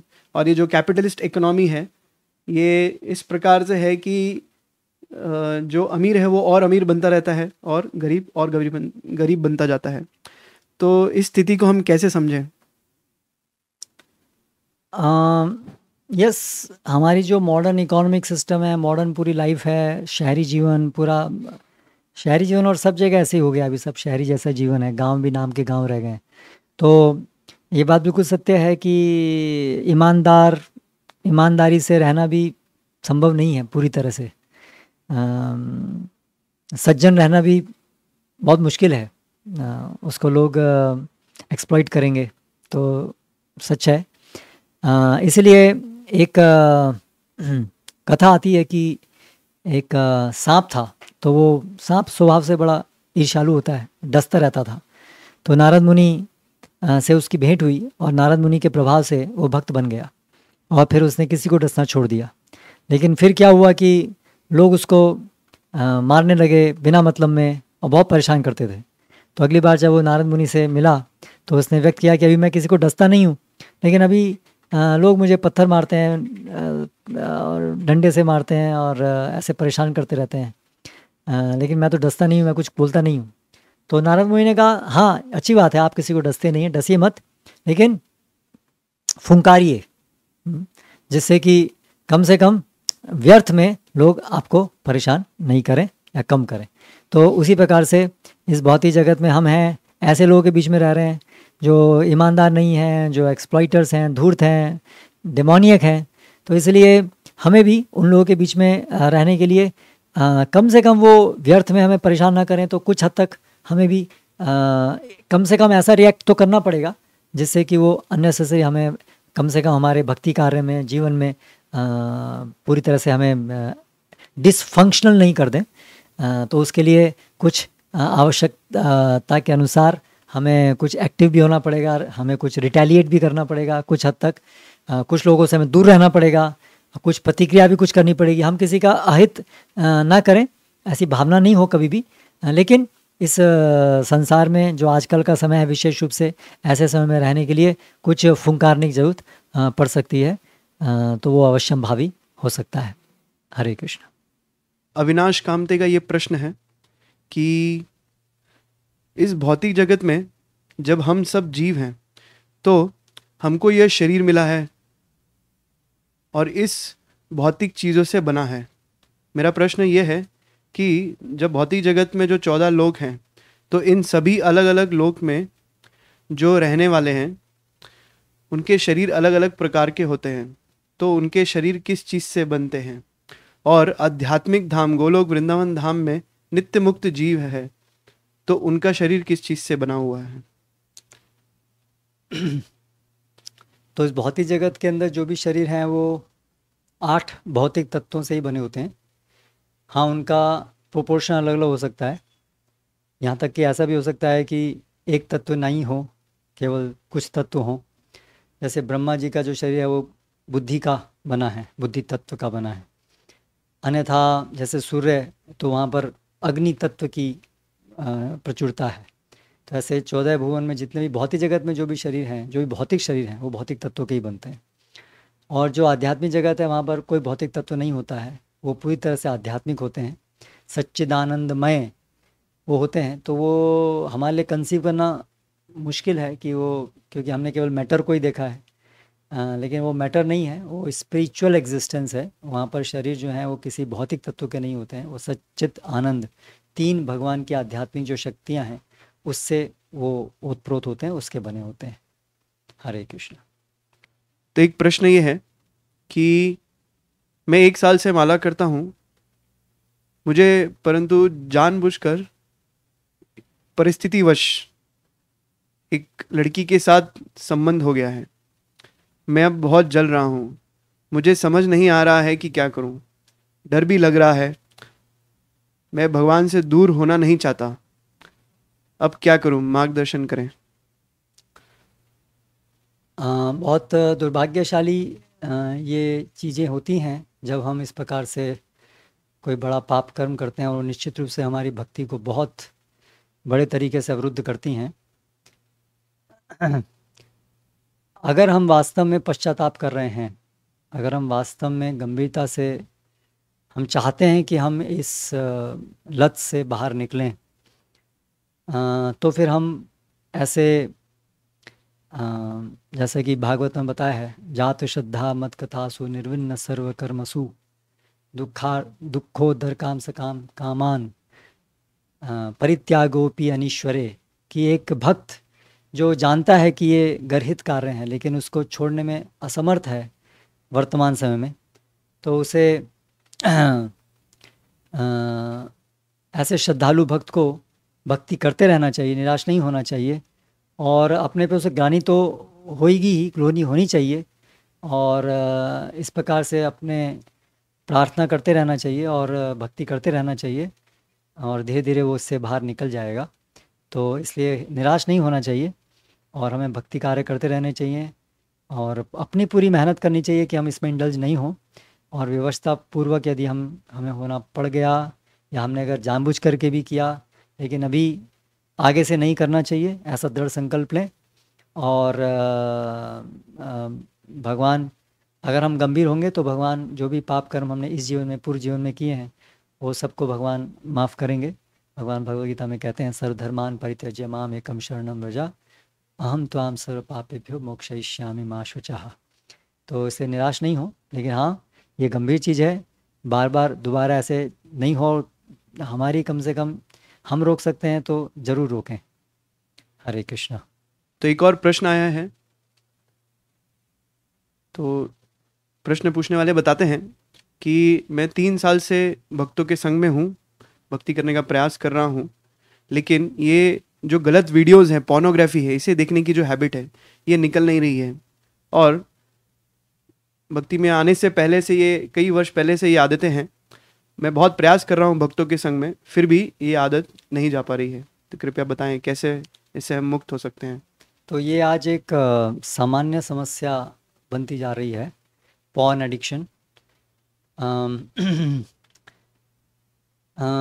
कोई भी एडिक्शन आसान नहीं होता है, और ये एडिक्शन बहुत ज़्यादा प्रगाढ़ होता है। तो लेकिन कृष्ण एडिक्शन, भगवान कृष्ण से आसक्त होना, वो एडिक्शन इतना ज़्यादा बड़ा है और इतना दिव्य है कि उसके सामने बाकी सारे एडिक्शन फीके पड़ जाते हैं। तो हमें उसमें विश्वास होना चाहिए इस बात में कि कृष्ण की प्रति आसक्ति, कृष्ण की सेवा के प्रति आसक्ति से निश्चित रूप से सारे भौतिक एडिक्शंस ख़त्म हो सकते हैं। इसमें श्रद्धा होनी चाहिए, विश्वास होना चाहिए, शास्त्र को पढ़ने के कारण, साधु संग में श्रवण करने और भक्ति के कारण। और फिर हम दृढ़तापूर्वक जो भी हमारे लिए करणीय हैं, भक्ति के कार्य हैं, जब सेवा और भक्तों के संग में अलग अलग प्रकार से भक्ति के अंगों में संलग्न होना, वो सब हमें करते रहना चाहिए। और पश्चाताप भी होना चाहिए, भगवान से पूरे हृदय से प्रार्थना करनी चाहिए कि हम ये नहीं चाहते हैं, उसमें फंस गए हैं, इससे हमें शक्ति प्रदान कीजिए। तो समय लग सकता है, जितनी बीमारी गहरी है और जितनी हमारी गंभीरता है प्रार्थना की और प्रयास की, और पूरा अपनी जितनी शक्ति है उतना प्रयास करें कि हम इसमें इंडल्ज नहीं हो, रोकने का पूरा प्रयास करें। और फिर भी हो सकता है कि ओवरनाइट हम इसको नहीं रोक पाएँ, लेकिन हमारा हताश नहीं हो, प्रयास पूरे करते जाइए, भगवान से प्रार्थना करते जाइए, और निश्चित रूप से धीरे धीरे इससे बाहर निकल सकते हैं। बहुत लोग इससे बाहर निकले हैं, बड़े से बड़े एडिक्शन से भी हम बाहर निकल सकते हैं। हरे कृष्ण। तो अगला प्रश्न है कि अगर हमारे माता पिता हैं तो भक्ति के लिए वो फेवरेबल नहीं है, तो हम क्या स्टेप्स ले सकते हैं ताकि वो धीरे धीरे भक्ति के लिए फेवरेबल हो जाएं? तो जैसे हम प्रचार करते हैं, किसी को भी प्रयास करते हैं भक्ति में लाने का, तो उसी प्रकार से सिद्धांत तो वही हैं, किसी को भी भक्ति में प्रेरित करने के। तो उसके अंतर्गत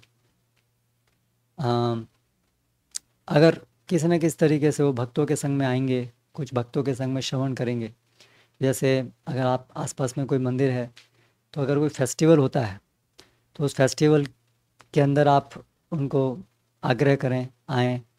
एक फेस्टिवल है, लोग जाते हैं, मेले में जाते हैं, कुछ त्यौहार होते हैं उसमें जाते हैं, मंदिर जाते हैं।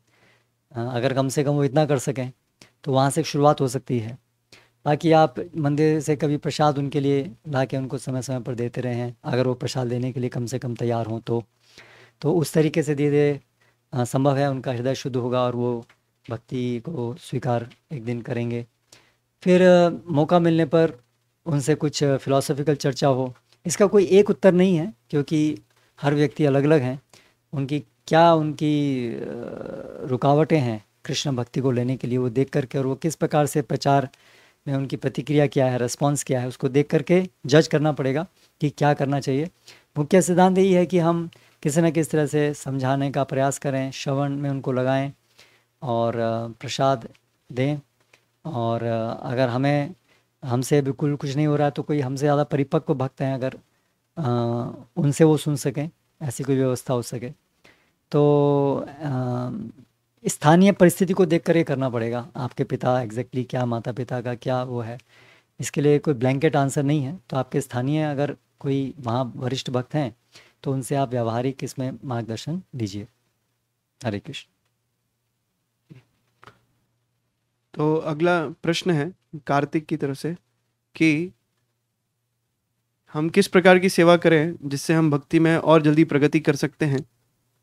और एक और प्रश्न है कि भक्ति में अगर कुछ मिस्टेक्स हो जाती हैं और गिल्ट रहता है तो इससे कैसे हम निकलें, किस प्रकार से इसे हैंडल करें भक्ति जीवन में। तो पहला प्रश्न, जो पहला भाग है कि हम क्या करें जिससे जल्दी प्रगति हो, मोर और लेस क्रियाएं जो हैं, मुझे लगता है आप जानते हैं या कर रहे हैं उन क्रियाओं को। आपके प्रश्न से ऐसा लगता है कि आप भक्तों के संपर्क में हैं कुछ समय से, तो श्रवण कीर्तन नविदा भक्ति है, उसमें आप संलग्न हैं। तो आगे बढ़ने के लिए ऐसा नहीं कि हमें कुछ और एक नई कुछ अंग बनाना पड़ेगा। मुख्य ये होगा कि जो अंग हम कर रहे हैं उनको और अधिक मन से करें, अपने को उन अंगों में और अधिक लगाएं, अर्थात उसमें हमारी अधिक से अधिक चेतना रहे, हम उनको और कॉन्शियस होकर के करें और हृदय से करें, प्रार्थना के साथ में करें और सावधानी से करें। तो यानी कि अपने को ज़्यादा उन तरीक़ों में लगाएं। तरीके तो लगभग वही रहेंगे, वही जप, वही मंदिर की सफाई, अर्चा विग्रह सेवन, दर्शन, प्रसाद सेवन, और इन सभी अंगों में सबसे महत्वपूर्ण भगवान का नाम जप है। तो ध्यानपूर्वक भगवान का नाम लेने का प्रयास करें। तो अंग वही हैं, एक तो उसमें धैर्य भी चाहिए और तो प्रगति अंततः भगवान के हाथ में है। हमारे कुछ भी करने से हम सुनिश्चित नहीं कर सकते कि मेरी प्रगति इससे ज़्यादा हो जाएगी, लेकिन हमारी जो ये भावना है कि हम अच्छी प्रगति हमारी हो जिससे कि हम जल्दी से जल्दी भगवान की सेवा में संलग्न हो सकें, अगर कृष्ण उस भावना से संतुष्ट होंगे तो वो फिर उससे हमारी प्रगति होगी। तो हम अपने प्रयास करते जाएं और मन से प्रयास करें, और जब कृष्ण संतुष्ट होंगे तब हमारी प्रगति होगी। हरे कृष्ण। तो अगला प्रश्न है कि भक्ति में भगवान को काम क्रोध आदि को सेवा में नियोजित किया जा सकता है, लेकिन ईर्ष्या का उपाय नहीं है। पुस्तक वितरण में ईर्ष्या का भाव आता है, या कोई भक्त ज़्यादा वितरण कर रहा है तो उसमें भी आता है। सेवा में दूसरों को देखकर मन में तुलना और ईर्ष्या आती है। कृपया इसका समाधान बताएं।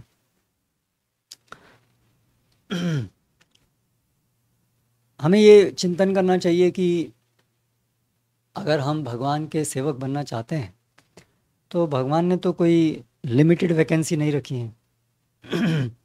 कोई अगर भक्त अच्छे से भक्ति करना है वो भी भगवान की सेवा कर सकता है, और आप भी कर सकते हैं।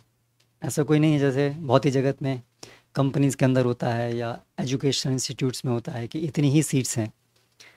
तो कितने भी जीव भगवान की सेवा में संलग्न हो सकते हैं, तो इसलिए वास्तव में कोई कंपटीशन की ज़रूरत नहीं है इस तरीके से।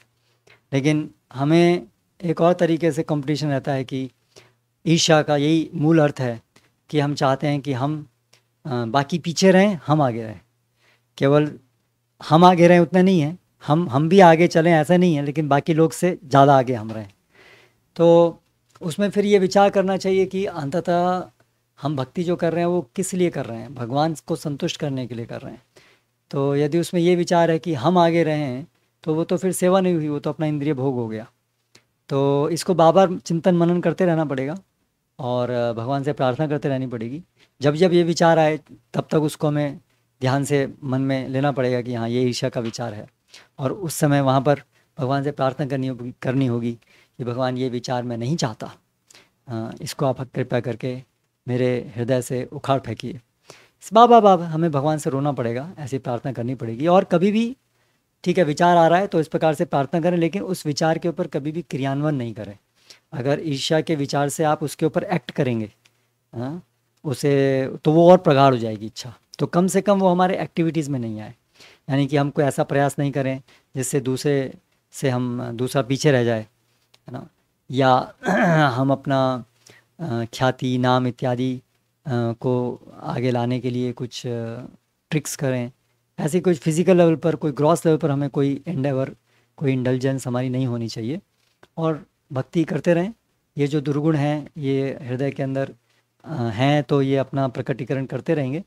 बस प्रार्थना करते जाएं, इनके ऊपर एक्ट नहीं करें, और भगवान से प्रार्थना करने से धीरे धीरे, भक्ति करने से धीरे धीरे ये अवगुण धीरे धीरे शमित होंगे।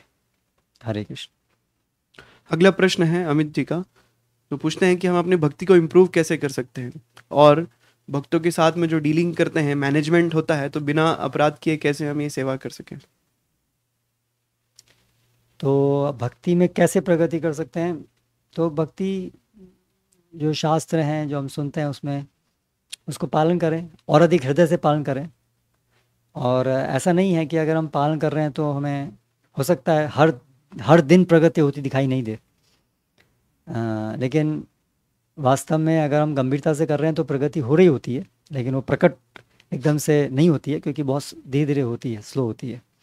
दूसरे लोग इसको अनुभव कर पाते हैं जो हमें काफ़ी समय के अंतर पे देखते हैं कि इनमें परिवर्तन आ रहा है, लेकिन हम क्योंकि हर दिन उसका अनुभव कर रहे हैं तो इसलिए वो हमें इतनी ऑब्वियस ना हो, ऐसा भी संभव है। और जो भक्त गंभीर हैं, जो हमसे प्रगत हैं, उनका संग करना विशेष रूप से लाभदायक होता है भक्ति में प्रगति करने के लिए। जो भी चीज़ हमारे पास नहीं है, हम चाहते हैं ऐसा गुण लेके आना, तो इसका एक सामान्य उत्तर है कि जो भी भक्त ऐसे हैं जिनके अंदर ये गुण हैं जो हम चाहते हैं, उन भक्तों की सेवा करें, उनके साथ मिलकर के कृष्ण की सेवा करें, उससे उनके वो गुण भी हमारे अंदर आते हैं। और ये जो दूसरा भाग है प्रश्न का कि अपराध किए बिना भक्तों से डीलिंग कैसे करें, तो जैसे श्रील प्रभुपाद कहते हैं कि हमारे मन के अंदर धारणा होनी चाहिए, हम प्रभु कहते हैं तो केवल बोलने के लिए नहीं है, वास्तव में हम इसको स्वीकार करें कि हम दासानुदास हैं, और हाँ, हमें अन्य भक्तों के साथ में जो डीलिंग करेंगे, आंतरिक चेतना यही रहे, लेकिन डीलिंग करने में हमें ये देखना पड़ेगा कि इन भक्त के साथ मेरा पर्टिकुलर संबंध किस प्रकार का है।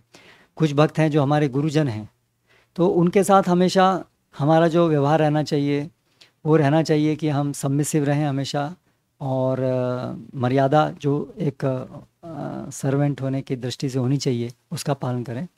फिर जो भक्त हमारे मित्रवत उस कैटेगरी के हैं, तो उनसे हमारी वो मित्रवत उनका हमारा व्यवहार रहे कि कोई भी अगर हम त्रुटि देख रहे हैं, तो कुछ देख रहे हैं, तो उनको मित्र की तरह से उनको बताएं, सलाह दें, एक अथॉरिटी की तरह से नहीं।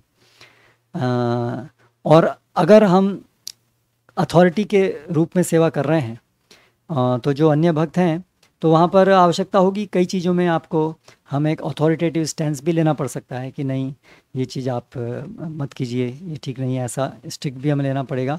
लेकिन वो करते हुए भी हम हमेशा अपने हृदय के अंदर यही भाव रखें कि एक मेरी सेवा है, इसलिए मुझे ऐसे शब्दों को बोलना पड़ रहा है, लेकिन हृदय से हम अपने को बड़ा और दूसरे को छोटा नहीं मानते हैं, लेकिन ये सेवा के अंतर्गत मुझे ये सेवा मिली है, इसलिए मुझे ये करना पड़ रहा है। तो आंतरिक, जैसे प्रभुपाद के पिताजी जब कभी अभय को डांटने की आवश्यकता होती थी तो मन में चिंतन करते थे कि भगवान, मैं पिता होने के नाते मुझे अभी ये कार्य करना पड़ रहा है। तो उसी प्रकार से ऐसे ही हम कम से कम कुछ विचारों को लाने का प्रयास करें कि मेरी सेवा के कारण मुझे अभी ये इस प्रकार से कार्य करना पड़ रहा है। तो इस तरह से हम एक कृष्ण चेतना में रह कर के कार्य कर पाएंगे।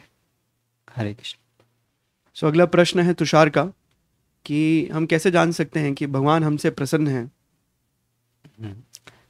अंततः भगवान हमसे प्रसन्न अगर हैं तो हम अपने जीवन में भक्ति की प्रगति को अनुभव करेंगे, जिसका अर्थ है कि भौतिक जगत में भोग करने की वृत्ति, प्रयास कम होंगे, इच्छाएं भोग करने की कम होंगी, और भगवान की सेवा करने की इच्छा और प्रयास बढ़ेंगे, उसमें रुचि बढ़ेगी। तो अगर ऐसा हो रहा है तो ये तभी संभव है जब गुरु और भगवान संतुष्ट हैं। दूसरा, भगवान के प्रतिनिधि गुरु हमारे होने चाहिए। भक्ति जो है गुरु के मार्गदर्शन में ही होनी चाहिए। तो गुरु जो हैं वो हमारे सामने साक्षात उपस्थित हैं, वो एक शरीर में हैं, और इसीलिए वो हमारे लिए ज़्यादा आसान है समझना कि गुरु प्रसन्न है कि नहीं है। और यस्य प्रसादात भगवत प्रसादो, अगर गुरु हमसे प्रसन्न है तो भगवान प्रसन्न है। तो इसलिए हमें गुरु के मार्गदर्शन में रह के भक्ति करनी चाहिए। और गुरु महाराज से हम डायरेक्टली पूछ सकते हैं क्या आप हमसे संतुष्ट हैं, अगर हमें संदेह है तो। और गुरु अपने आप भी व्यक्त करते हैं वो हमसे अगर असंतुष्ट हैं तो इस तरीके से और जितना डीलिंग्स होती हैं उतना हम खुद भी अनुभव कर सकते हैं कि हाँ, ये चीज़ उनको पसंद नहीं आ रही है या आ रही है। और अंतिम जो बैरोमीटर है वो यही है कि अगर हमारी भौतिक जगत को भोग करने की इच्छाएं कम हो रही हैं और भगवान की सेवा की रुचि बढ़ रही है, तो ये एक इंडिकेटर है कि गुरु और भगवान प्रसन्न हैं, क्योंकि तभी ये संभव है। हरे कृष्ण। सार्थक का प्रश्न है कि कई बार हम फेल हो जाते हैं सेवा करने में, या फिर मंगल आरती छूट जाती है, साधना छूट जाती है, चैंटिंग, रीडिंग, और बहुत रिग्रेट होता है हमें, और पूरा दिन इस गिल्ट में चले जाता है। तो इसको कैसे समझें?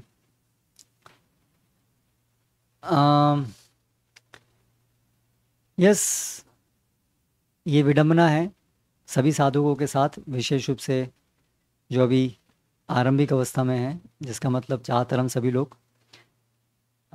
तो हम खड़े होते हैं, चलते हैं, फिर गिरते हैं, फिर खड़ा होना चाहिए, हो सकता है फिर से गिरें, कई बार गिरें, लेकिन बाबा खड़ा होना चाहिए।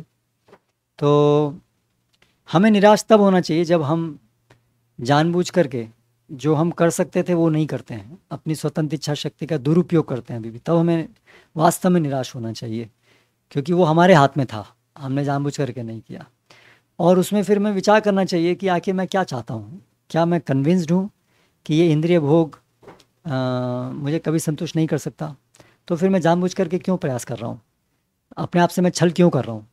अगर आपको लग रहा है कि इंद्रिय भोग के प्रयास आपको संतुष्ट कर सकते हो, ठीक है, भक्ति मत करो, इंद्रिय भोग करो, करके देखो, आपको अगर विश्वास है तो करो। और अगर विश्वास है कि इंद्रिय भोग से कभी संतुष्ट नहीं होंगे तो फिर जानबूझ करके इंद्रिय भोग के कार्यों में लिप्त मत हो। हाँ, विवशता के कारण, हमारे वासनाओं के कारण, विवशता के कारण भी कभी कभी हमें अनावश्यक इंद्रिय भोग में लिप्त होना पड़ सकता है। उसके लिए फिर हृदय के अंदर ग्लानि होनी चाहिए कि मैं अभी इतना निम्न स्तर पे हूँ और मेरी बहुत सारी वासनाएं हैं। लेकिन वो जो ग्लानि है उसमें निराशा की आवश्यकता नहीं है। हाँ, ग्लानि होनी चाहिए कि वो दिखा रहा है कि मैं अभी बहुत बीमार हूँ, इसकी ग्लानि है। और बीमारी से निकलने का साधन जो है भगवान की शरणागति, उसमें विश्वास होना चाहिए, उसमें भी दृढ़ निश्चय होना चाहिए। इसलिए निराशा की बात नहीं है, हमें ग्लानि होनी चाहिए लेकिन होपलेसनेस नहीं होनी चाहिए। हमें इसलिए बार अपने प्रयास करते रहना चाहिए, गिरे हैं फिर से उठना चाहिए, फिर से प्रयास करना चाहिए। और निश्चित रूप से भगवान हमें सहायता करेंगे और हम फिर धीरे धीरे गिरना बंद हो जाएंगे, हमारी अधिक स्थिरता आएगी। ये सबके साथ होता है, धीरे धीरे स्थिरता आती है, तो आप निराश मत होइए। लेकिन हाँ, आपकी शक्ति के अंदर जितना है उतना प्रयास आप जरूर कीजिए। हरे कृष्ण। तो प्रश्न है सोमदीप का कि अगर मायावादियों का वैकुंठ से पतन हो सकता है तो हमारा भी गोलोक से पतन हो सकता है, तो फिर हमें भक्ति करने की क्या आवश्यकता है, क्यों करें? तो मायावादी वैकुंठ तक पहुंचते नहीं हैं सामान्यतया। मायावादी मतलब कृष्ण अपराधी, तो वे तो सामान्यतया मुक्ति तक भी नहीं पहुंचते हैं।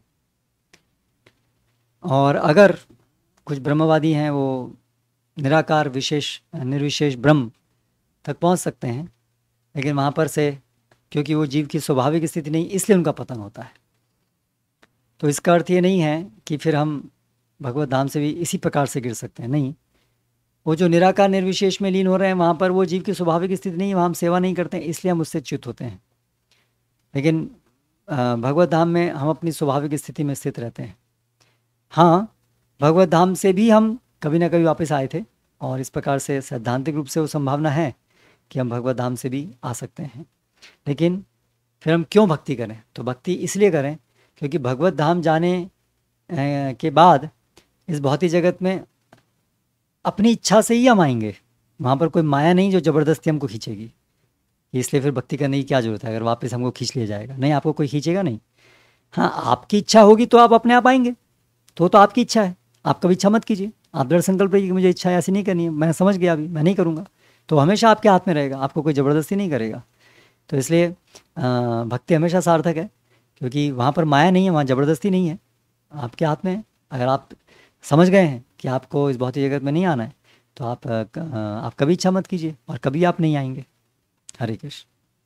तो एक प्रश्न है कि आज के समाज में एक स्टूडेंट जो कि जहाँ पर स्त्री पुरुष संग बहुत सरलता से है, वहाँ पर बहुत कठिन है कि पोर्नोग्राफी देखना, रिलेशनशिप्स में एंगेज नहीं होना, इन सब चीज़ों से बचना बहुत कठिन है। चाहे हम कितनी सिंसियरली एफर्ट लगाएं, उसमें प्रयास करें, तो एक कमल की तरह हम शुद्ध नहीं रह पाएंगे। तो जब तक हमारा विवाह नहीं हो जाता, हमारी पढ़ाई नहीं ख़त्म हो जाती, तब तक हम कैसे अच्छे से कृष्ण भक्ति प्रैक्टिस कर सकते हैं? और इससे ही मिलता जुलता एक प्रश्न है कि मैं भक्तों के संग में रहता हूँ, 16 माला करता हूँ, पुस्तकें पढ़ता हूँ, फिर भी ऐसा कभी कभी होता है कि हम ना चाहते हुए भी मास्टरबेशन इन आदतों में पड़े हुए हैं, और किस प्रकार से फिर हम इससे बच सकते हैं? हाँ, यस, आज का जो आधुनिक संसार है जिसमें स्त्री पुरुष अनियंत्रित तरीके से संग करते हैं और प्रमोट किया जाता है पोर्नोग्राफी, मास्टरबेशन, ये सब चीज़ों को, तो ऐसे समाज में रह कर के बहुत कठिनाई तो है। और विवाह की भी लिमिट एज, आजकल 30 साल तक भी लोग विवाह नहीं करते हैं, प्यूबर्टी के इतने सालों तक विवाह नहीं करने में निश्चित रूप से, और माहौल इतना ज़्यादा कंटेमिनेटिंग है, तो स्त्री पुरुष दोनों के लिए बहुत बड़ी परेशानियां हैं, निश्चित हैं। उसका कोई बहुत सरल उपाय तो निश्चित रूप से नहीं है, क्योंकि ये हमारी जो आधुनिक सोसाइटी है, वो जो ये सेक्सुअल डिज़ायर्स हैं वो बहुत स्ट्रॉन्ग होती हैं, उसको कल्टीवेट किया जाता है, उसको प्रमोट किया जाता है, तो इसका प्रभाव निश्चित रूप से पड़ता है। लेकिन असंभव भी नहीं है। अगर हमें क्लियरली दिख रहा है कि ये गलत है, तो हमें भगवान से हृदय से प्रार्थना करनी चाहिए। भगवान सबसे बड़े, सर्वाधिक शक्तिशाली हैं, ये हमें विश्वास होना चाहिए। तो अगर हम भगवान से हृदय से प्रार्थना करेंगे तो भगवान निश्चित रूप से हमें बचाएंगे, हमें शक्ति देंगे। हमारी श्रद्धा होनी चाहिए भगवान में पूरी तरह से, और हमें अपना बेस्ट पॉसिबल प्रयास करना चाहिए। अगर हम जो हमारे हाथ में वो नहीं करेंगे तो भगवान भी हमारी मदद नहीं करेंगे। लेकिन अगर हम अपना बेस्ट पॉसिबल प्रयास कर रहे हैं तो हम चाहे कितनी भी कठिन परिस्थिति में क्यों ना हो, अगर हम अपना बेस्ट पॉसिबल प्रयास कर रहे हैं और भगवान से पूरे हृदय से प्रार्थना कर रहे हैं, अपने बेस्ट पॉसिबल प्रयास कर रहे हैं, तो हम कोई भी परिस्थिति में हो तो उसमें भी भगवान हमारी रक्षा करेंगे, हमें धीरे धीरे वहाँ से निकाल लेंगे, हमें कैसे भी हमें बचाएंगे। क्योंकि भगवान जो हैं, अगर हम सिंसियर हैं तो भगवान कुछ भी उपाय करेंगे। ये श्रद्धा हमारी होनी चाहिए, निराश होने की ज़रूरत नहीं है। कठिन है, कठिन ये है कि हम पूरा अपनी जो शक्ति है उसको नहीं लगाते हैं, हम इतने सिंसियर नहीं होते हैं। कहीं ना कहीं हम अपनी इच्छा शक्ति का दुरुपयोग भी करते रहते हैं। हाँ, प्रभाव भी है, सर्कमस्टेंसेस भी हैं, लेकिन हम भी पूरे सिंसियर नहीं हैं, इसलिए समस्या आती है। अगर हम सब सिंसियर हैं तो बहुत लोग हैं जो ऐसे ही वातावरण में रह करके इन सब गंदगी से बाहर निकल रहे हैं। आप अकेले नहीं हैं, ऐसे बहुत सारे उदाहरण हैं। तो उन उदाहरणों को देखिए, उनसे प्रेरणा लीजिए, और जो मैंने आपको बताया, आप अपना पूरा बेस्ट पॉसिबल प्रयास कीजिए, और जानबूझकर कभी ऐसी चीज़ में इंडल्ज नहीं हुए। विवश होकर के होना पड़ सकता है, क्योंकि संस्कार बहुत स्ट्रॉन्ग है, लेकिन उसमें हमें हमेशा ग्लानि होनी चाहिए, और हमारी तरफ से पूरा प्रयास होना चाहिए कि हम अपनी शक्ति के अंदर जो है उसमें ना करें। हरे कृष्ण। तो अगला प्रश्न है लविशा के द्वारा कि भक्ति में हम किस प्रकार से उत्साह बनाए रखें। तो ऐसे जितने भी प्रश्न हैं कि हम कैसे इस चीज़ को, भक्ति को कैसे करें, इस गुण को कैसे प्राप्त करें, उसका एक सामान्य उत्तर है, सबसे अच्छा उपाय, ऐसे भक्त जिनके अंदर वो गुण हैं, आप उनकी सेवा कीजिए, उनका संग कीजिए, उनके सानिध्य में भगवान कृष्ण की सेवा कीजिए, श्रवण कीजिए उनसे, तो आपके अंदर वो गुण आएंगे। इसके अलावा जो भी भक्ति का प्रोसेस है उससे सब गुण धीरे धीरे डेवलप होंगे। हाँ, हम कॉन्शियस होकर के भगवान से प्रार्थना करें कि ये हमारे अंदर कमी है, इसको आप निकालिए। ऐसे विशिष्ट प्रार्थना भगवान से हम कर सकते हैं, करनी चाहिए। और उत्साह हो या ना हो, बुद्धि से समझें कि ये कार्य करना है, वो कार्य करें। इसी को ही साधना भक्ति कहते हैं, विशेष रूप से उसमें जो विधि भक्ति वाला भाग है। तो बुद्धि से समझ करके ये करना है, इसलिए मुझे करना है, वही अपने आप में एक उत्साह का एक भाग है। और उसे करने से फिर धीरे धीरे हमारे अंदर उसको करने की इच्छा अपने आप जागृत होने लगेगी। वो विज्ञान है कि हम क्रियाओं करते हैं, और उससे धीरे धीरे जो बोनाफाइड क्रियाएं हैं उनको करने से, और सही चेतना में कि मुझे ये इच्छा जागृत करनी है इनको स्वाभाविक रूप से करने की, उससे वो स्वाभाविक इच्छाएं जागृत होती हैं। हरे कृष्ण। तो अगला प्रश्न है इसी में कि हम अपनी जो इनसिक्योरिटीज़ हैं उससे कैसे उठें, और इस चीज़ का साक्षात्कार कैसे करें कि हम शरीर नहीं आत्मा हैं। शरीर नहीं आत्मा, इसका साक्षात्कार हृदय के शुद्धिकरण से ही होगा। ये कृष्ण भक्ति की प्रगति से ही होगा कि हम ये साक्षात्कार कर पाएंगे, इसको अनुभव कर पाएंगे कि हम शरीर नहीं हैं, हम आत्मा है। तो आप जो भी भक्ति प्रोसेस कर रहे हैं उसको करते रहिए गंभीरता से, चिंतन के साथ कि मुझे ये रियलाइजेशन चाहिए। तो भगवान से प्रार्थना कीजिए, निश्चित रूप से ही होगा, और भक्ति के प्रगति से ही होगा। और इनसिक्योरिटी की फीलिंग जब नेचुरली हम समझेंगे, जितना हमारा समझ अनुभूति होगी कि हम शरीर नहीं आत्मा है, हम कृष्ण के दास हैं, उतना ही हमारी ये सब मटेरियल फियर, एंग्जाइटी, ये सब अपने आप चला जाएगा। चेतो दर्पणम आर्जनम भव महादावाग्नि निर्वापणम। तो ये सब कृष्ण भक्ति के अनुसंगी फल हैं, है ना। तो इसलिए उस सब का उपाय ऑलरेडी भक्ति के अंदर ही है। धैर्यपूर्वक उस भक्ति प्रोसेस को कीजिए। तो अगला प्रश्न है इसी में कि क्या ये सोचना सही है कि मेरा भक्ति में पतन हो सकता है, तो हम इस पतन से कैसे बचा सकते हैं खुद को। यस, भक्ति में पतन हो सकता है, बिल्कुल। श्रेष्ठ धारा, भक्ति तो श्रेष्ठ धारा है, बहुत लोगों का पतन होता भी है। हाँ, अगर कोई गंभीर भक्त है उसका पतन होता भी है, तो भी वास्तव में उसका पतन इस प्रकार से नहीं होता है जैसे कि कोई अन्य आध्यात्मवादी का हो। वो जो भी भक्ति किया है वो उसके साथ रहती है, और भगवान उसको दोबारा अवसर देते रहते हैं कि वो वापस इस भक्ति को अपनाएं और खड़ा हो। लेकिन हमें हमेशा सावधान रहना चाहिए कि पतन ना हो, क्योंकि पतन होना और उसके बाद उठना ये बहुत मुश्किल क्रिया है। पता नहीं कितने साल निकल जाएं, कितने जन्म निकल जाएं। तो इसलिए हमारा प्रयास ये होना चाहिए कि हम कभी ना गिरें, हमेशा हमारी चेतना हमेशा अच्छी बनी रहे, जिससे कि पतन होने से हम बहुत बहुत दूर रहें। तो वो हमें डर होना चाहिए, लेकिन एक हेल्दी फियर होना चाहिए। अनावश्यक डर के हम हमेशा कुछ सेवा ही नहीं कर रहे हैं और बस डरते रहें तो उससे कोई लाभ नहीं है। उसके स्थान पर एक हेल्दी फियर होना चाहिए कि यस गिर सकते हैं, लेकिन इसका उपाय है सावधान रहें, भक्ति सेवा में लगे रहें, भगवान से हमेशा प्रार्थना करते रहें कि भगवान हमें बचाइए, हम पतन ना हो हमारा, हम आपकी सेवा में आगे बढ़ते रहें। अगर ऐसा हमारा एटीट्यूड होगा और एटीट्यूड के साथ साथ जो भी भक्ति के अंग हैं उसको हम गंभीरता से करेंगे, तो फिर कोई बहुत बड़ा पतन और इस प्रकार से होने की फिर कोई संभावना नहीं है, यदि हम सही प्रकार से कार्य करेंगे तो। फिर इसी में अगला प्रश्न है कि माइंड में जो चीज़ों का ओवर एग्जैगरेशन होता है या ओवर थिंकिंग होती है बहुत ज़्यादा, तो उसे कैसे रोक सकते हैं? तो माइंड को सेवा में लगाइए, नहीं तो वो कुछ ना कुछ ओवर थिंकिंग, अननेसेसरी थिंकिंग करेगा ही, क्योंकि माइंड का काम कुछ सोचना ही है। तो माइंड को हमको सेवा के काम में लगाएं, क्योंकि माइंड पहले आसानी से एक्टिविटीज़ में लगता है, जो शरीर की इंद्रियों के द्वारा जो एक्टिविटी होती है उनको रेगुलेट करने में। तो हियरिंग, चैंटिंग, सर्विंग फिजिकली, कोई भी किसी ना किसी प्रकार की सेवा में गुरु के मार्गदर्शन में या वरिष्ठ भक्तों के मार्गदर्शन में हम अपने को लगाएं, अपने को एंगेज करें।